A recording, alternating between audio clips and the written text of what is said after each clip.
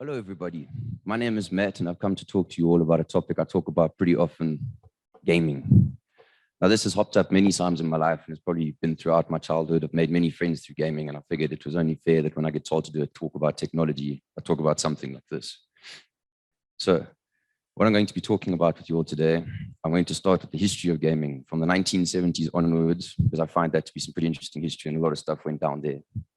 We're going to then conclude with the history to talk about where we are now with gaming, what sort of games we have, what sort of consoles we've done, just to sort of mark the progress we've made. And from there, we're going to talk about where we could be. After that, we're going to say tot ziens and ask some questions. So, the 70s. The 70s kicked off with the release of an arcade machine called Computer Space. This Computer Space arcade machine was built by a chap named Ted Dabney and another man named Nolan Bushnell. The point of this arcade machine was literally single use to play a single game that was actually made in 1961 by a group of people at MIT. The game's name was Space Wars, and the whole objective was literally just to shoot your friend whilst you were orbiting around the world. 1972, Ted and Nolan moved on from their computer space project and joined with Magnavox under the guidance of a chap named Al Korn. Magnavox was then the first console that was ever made, the Magnavox Odyssey, and on that it was a single game console that was literally just there to play table tennis at home. After this, Ted and Nolan decided to go and speak to Al Korn to try and give them some ideas on how to build this table tennis game. It didn't quite go their way, so they got a bit agitated and left and went to found Atari. Atari then released a game called Pong. Now, there's not much of a difference between table tennis and Pong, so you can believe that this all ended up in a lawsuit. Magnavox won, and Atari had to square up and settle in 1974, the same year that Maze was released by NASA to test their computers, which was the first-person shooter game ever made. So there's a lot of shots fired in 1974. In 1977, Nintendo finally stepped into the scene with a locally released product. This was called the Game TV Color. Nintendo's objective there was trying to get into the market, and they tried their best, but the market was restricted to Japan, and they didn't do as well as the other 1977 console, the Atari 2600, which was originally named a VCS. It was renamed the 2600 because later on they released a 5200, and unlike Xbox, they wanted to keep their naming standards unique, identical. 78 brought us the release of the first mobile gaming consoles, two of them that I could find. And they were very basic little consoles to also play a single game. The one looked like a broken calculator and was covered in red dots. This was the metal football game, and the entire objective was to move your little red dots across the screen.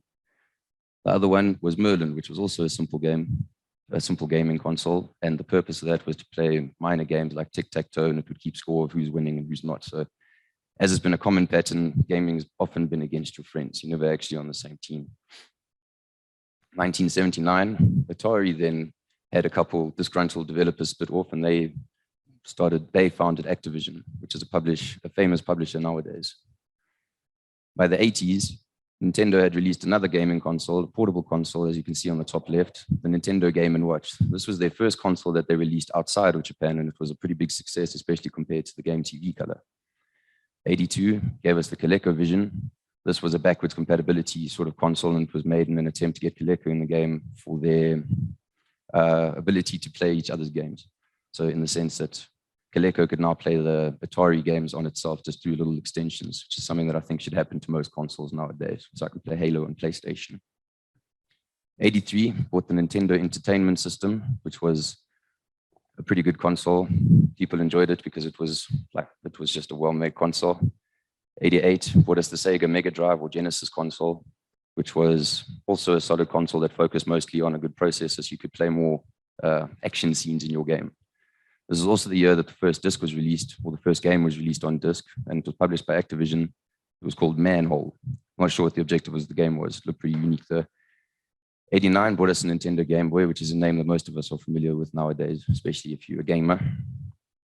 And that will wrap up and bring us to the 90s, which will still tie into the 80s. The Super Nintendo Entertainment System, called SNES, which was a funny name, was released, and this focused on graphics. So now there was a battle started that still goes on between gameplay and graphics. The gameplay coming from the Genesis and the graphics coming from SNES. So I guess you can pick a side there. I'm more of a gameplay kind of person.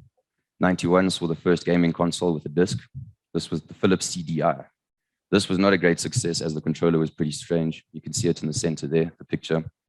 And I don't think we're going to hear more about Philips gaming consoles after this. 94, PlayStation followed in Philips's lead, so you've got to give them credit for being initiatives. And PlayStation's where I'm going to be today. 95, the Sega Dreamcast came, built a built-in modem inside so you could play some online games.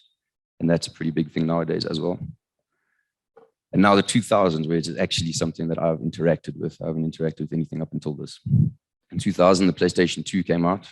And this was a console that I played for a long time in my childhood. It also included a game that I used to play as a child the entire time, Star Wars Battlefront 2, which is quality. There was a re-release that I don't think was as ideal. There was also the GameCube that was released, and the GameCube was a disaster for Nintendo. It didn't do nearly as well as they anticipated, especially compared to the previous consoles that they'd released. 2005, the 360 came along, and I think that was a pretty impressive piece of machinery. Most of my friends were playing that at the time, so I had to change over and become an Xboxer for a moment. It was also 2006, the Nintendo Wii came out, and this used a motion sensing controller to sort of control the screen. You can play the game with your little controller, wiggle it around and all of that. And this was also the PlayStation 3, which I don't think was as impressive as the Xbox, which came out before. Later on, the Kinect was also released, which included motion now. You could get detected and wiggle around, and it actually translates in the game. This leads us now to the current state of affairs. Games are now becoming heavily based in online gameplay. The days of split screen are slowly dying out, and not many times you're going to find yourself going to a friend's house to specifically play a split screen game, meaning that games, although it's opened up a door for socializing, it's also closed other doors for face-to-face socializing. So at least we get to do this here today. This is my socializing. Discs are becoming less and less the main medium for games, as you can just download them from a store now simply. You can find them on your phone. It's an easy way to get games.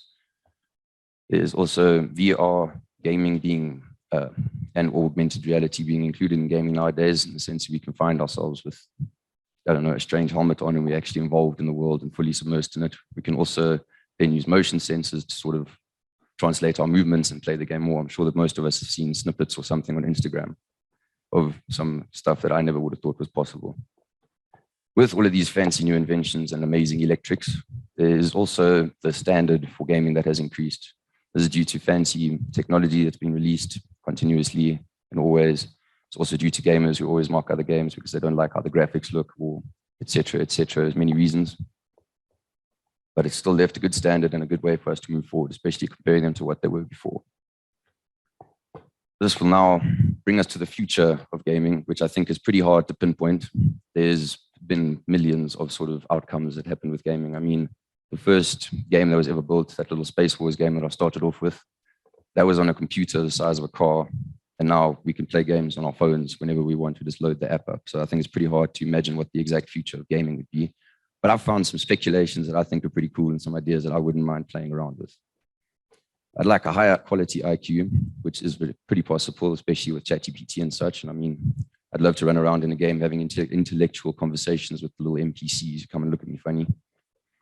I'd like cloud gaming to be a thing. We can stop investing so much money in some hardware and we can actually just stream our games, same as how Netflix would work. And I see Netflix also has a few little streaming games that you can play. I don't think they're anything as intense as what it could possibly be. We have the metaverse, which I wouldn't trade traditional gaming for a metaverse game right now. I still enjoy the way it is, and I'd wait for the metaverse to improve, which it will undoubtedly do. The metaverse also makes way for some fancy games as a platform. And what we can do with those is we can pretty much get, same as our ChatGPT would work, you drop your sentence and what you want, and it's got a whole little script that it will print out for you, some fancy artworks and such. They believe that they will eventually be able to get AI to generate a game for you on demand. That's going to be crazy. I can finally make the Star Wars open world game. Free-to-play games are also becoming pretty popular, and games like Fortnite have stormed the market and become quite a popular thing. I don't play Fortnite, I'm not very good at it. They also do believe that free-to-play games are quality. It will promote people to want to play, and they'd want to spend more money inside the game, ironically, for the in-app purchases. Another thing that I wouldn't mind getting from the future is more sophisticated social interactions online. I'm sure that most of us have had a funny moment if you are gamers and online, where it's not quite how you thought a situation would go. My example that sticks in mind is Ark. I don't think I've ever had a situation that I actually thought was a decent situation. There was always something going on. And this will pretty much conclude. I think that the future is quite tough to sort of determine in gaming because, I mean, it has gone from a fancy place, went from, as I said, that big computer to to now just strapping a funny helmet on your head and you're suddenly immersed in a world that you can fully interact with and wiggle your hands, and your character actually does it on the screen.